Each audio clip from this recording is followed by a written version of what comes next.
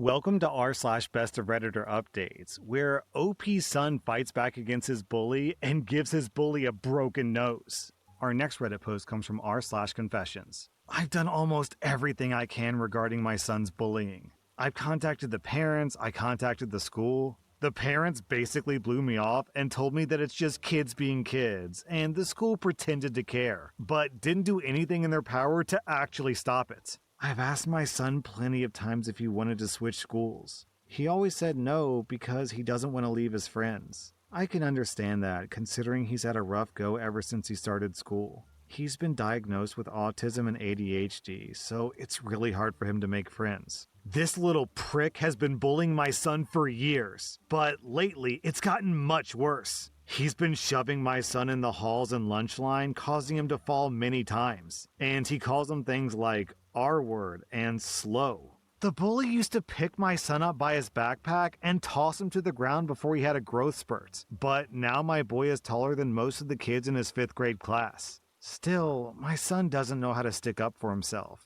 My wife has always encouraged our son to kill them with kindness, but it has never worked in his favor.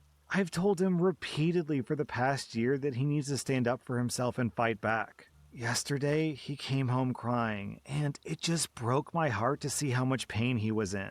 I wasn't mean to him, but I was very stern and told him that if he didn't fight back the next time, I was going to take him out of school whether he liked it or not. Well, today, I got a call from my wife after work, and she told me what had happened. Our son was on his way to lunch, and he got shoved to the ground, causing his knees to get a bit bruised. Then, my son got up and left hooked the bully right in the face, causing his nose to immediately bleed. My son said the boy started to cry, and he even felt kinda bad. He has a heart of gold. The bully's parents have contacted us. They're threatening to sue, and they said their kid's nose is broken. My wife is mad at me because I've been over the moon ever since. I don't condone violence, but in this situation, something had to be done. Anyone who thinks otherwise hasn't seen the pain that little punk has caused for my son. If his parents didn't want it to come to this, then they should have taken it more seriously when I told them how much of a big butthole their kid is. I had my fair share of bullies as a kid, and I never did anything about it.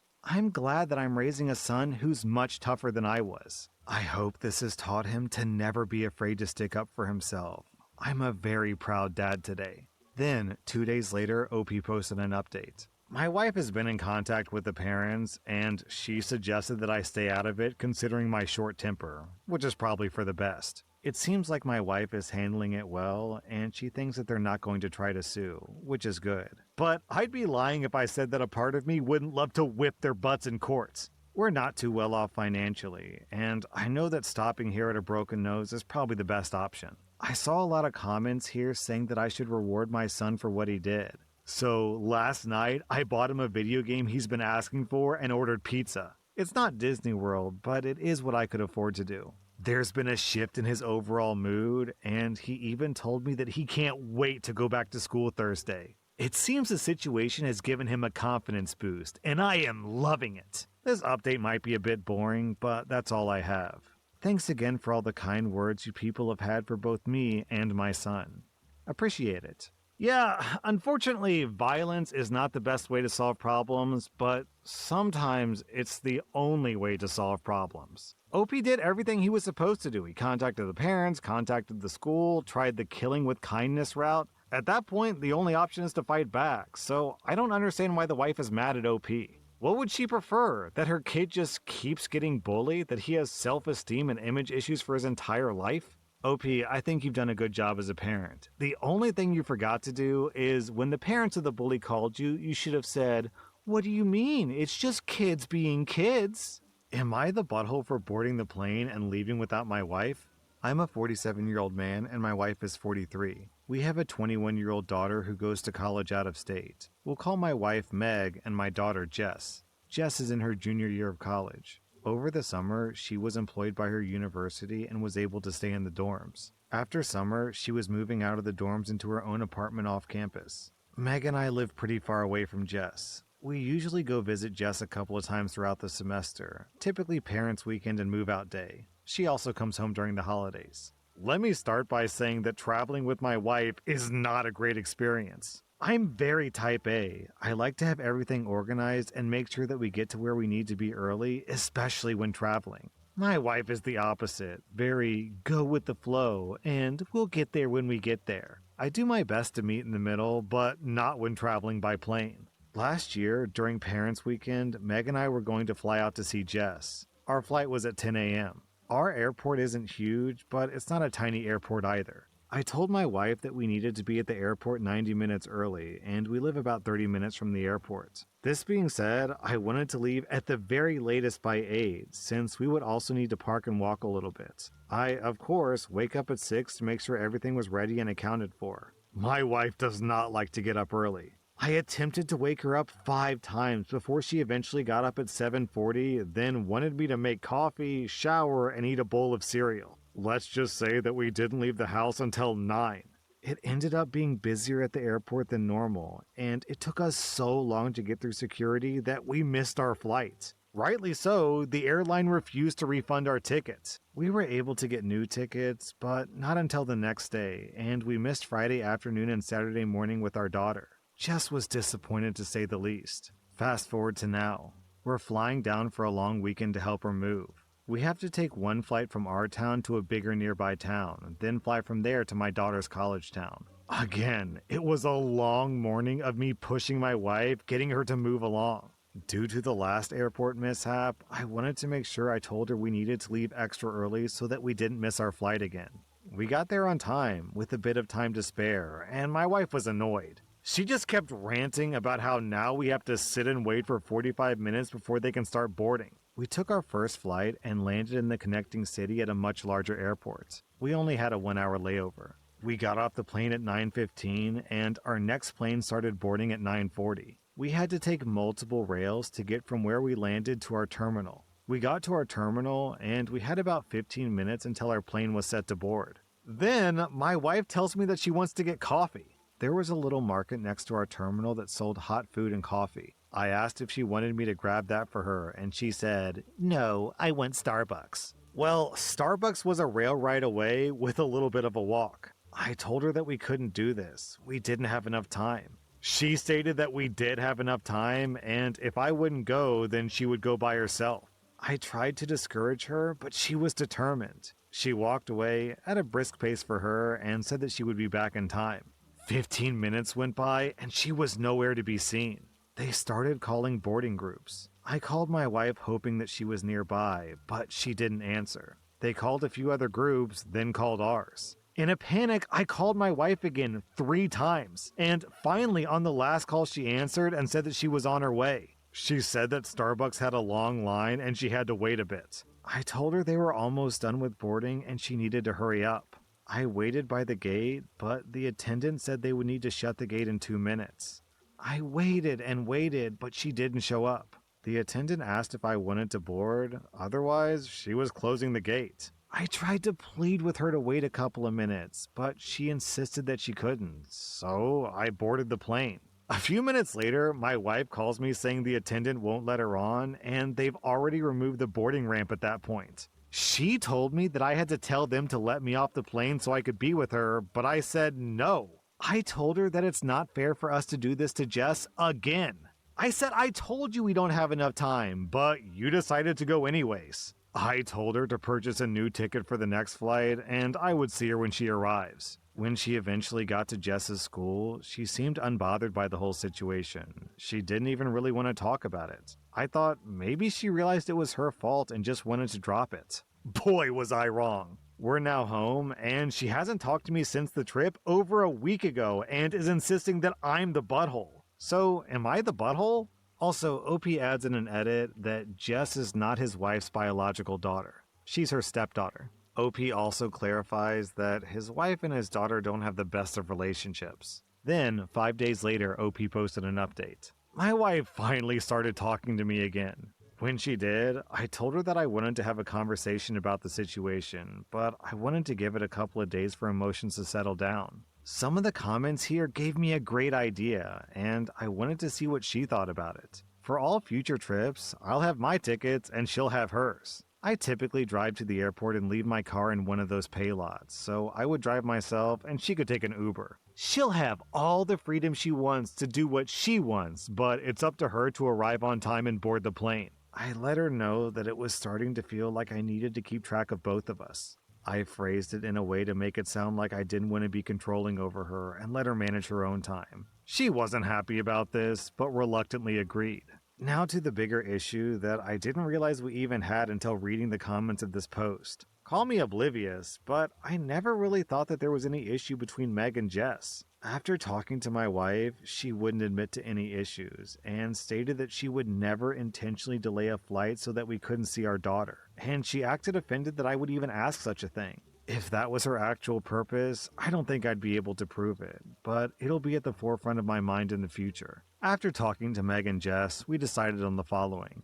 Meg and I will be visiting Jess on Parents' Weekend, but I will be attending Father's Weekend from now on, and I'll be attending by myself to get some alone time with Jess. Jess seemed very excited, and surprisingly, Meg didn't seem to have an issue with that this time. OP, your wife is grossly incompetent and honestly kinda stupid.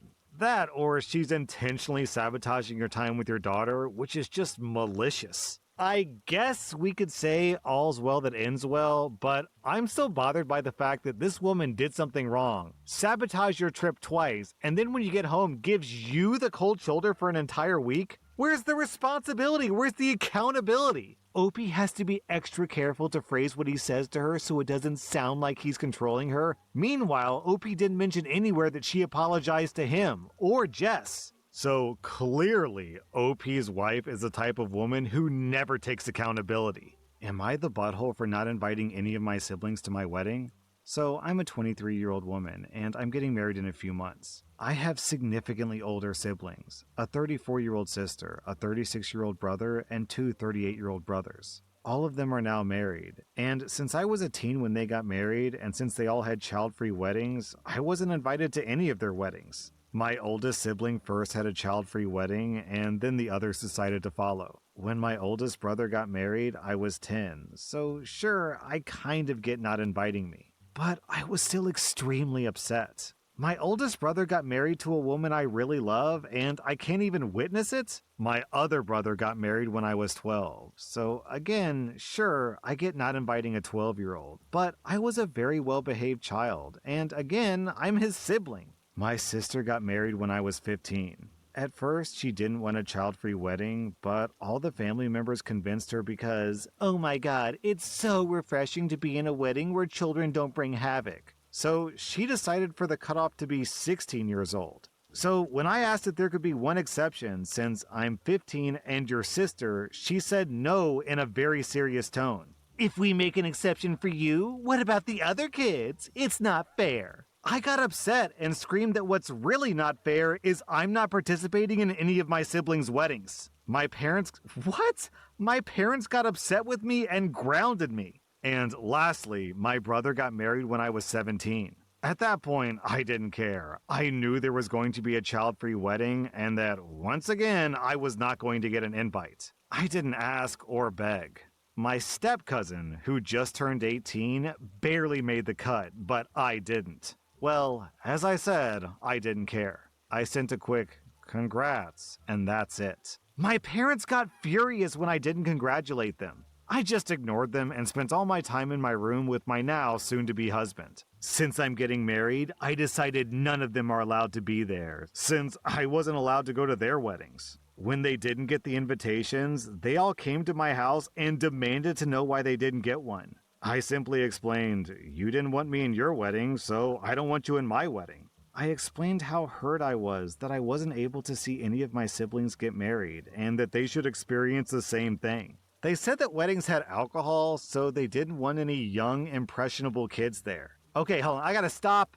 That is BS, because the cousin was 18, and 18 is not the drinking age, it's 21. So if they were so concerned about alcohol, then why was the 18-year-old allowed to come? The answer is because that's a BS excuse.